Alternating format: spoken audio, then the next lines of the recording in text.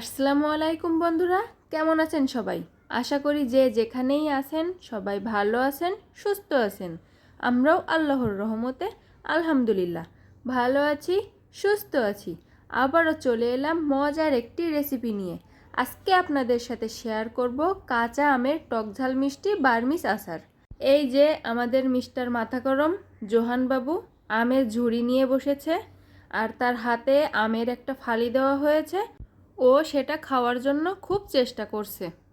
এবার চলুন দেখে নিন পুরো রেসিপিটা। প্রথমে আমগুলো খুব ভালোভাবে ধুয়ে মুছে নেওয়া হয়েছে। এবার আমগুলোর খোসা ছাড়িয়ে ফালি করে কেটে নিতে হবে।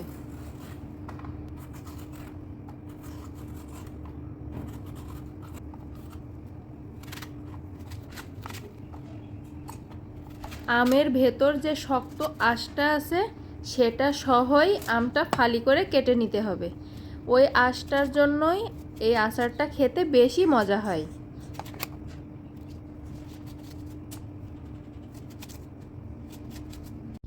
এই যে এইভাবে সব আম ফালি করে কেটে নিতে হবে।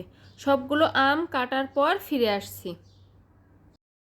এই যে সবগুলো আম ফালি করে কেটে ভালো করে ধুয়ে মুছে পানি শুকিয়ে নেওয়া হয়েছে। ফালি করা আমে পানি থাকলে কিন্তু আচারটা ভালো হবে না। ফালি করা আম না ধুলেও হয়।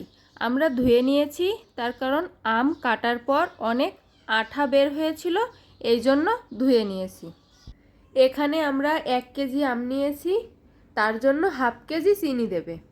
চিনিটা কম বেশ করে দিতে পারেন, যে যার স্বাদ অনুযায়ী চিনিটা দিবেন।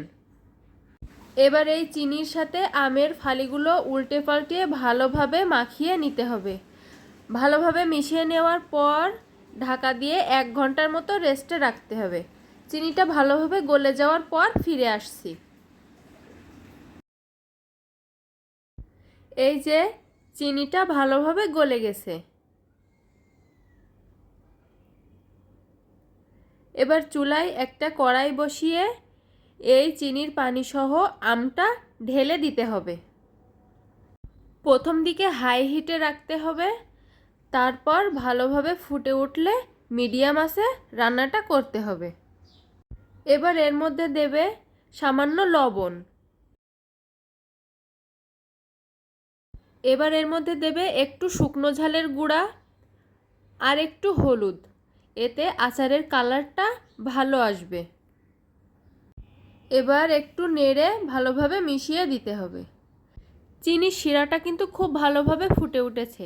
এই পর্যায়ে চুলার আঁচটা মিডিয়ামে রেখে আচারটা বানাতে হবে, তাহলে চিনির শিরাটাও ঘন হয়ে আসবে আর আমটাও খুব ভালোভাবে সেদ্ধ হয়ে যাবে।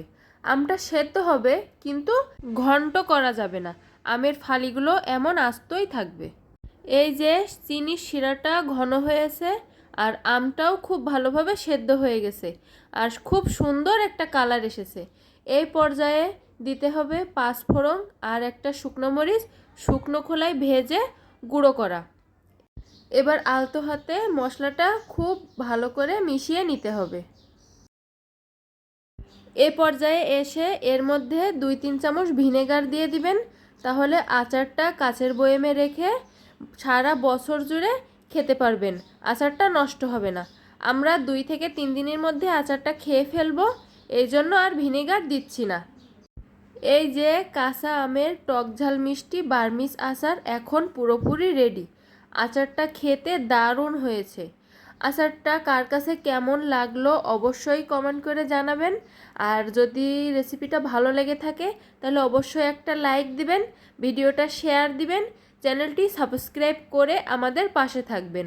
আর অলরেডি যারা আমাদের চ্যানেলটি সাবস্ক্রাইব করেছেন তাদেরকে অসংখ্য অসংখ্য ধন্যবাদ। আজকে এখানেই বিদায় নিচ্ছি, আবারও দেখা হবে নতুন কোনো ভিডিওতে। আল্লাহ হাফেজ।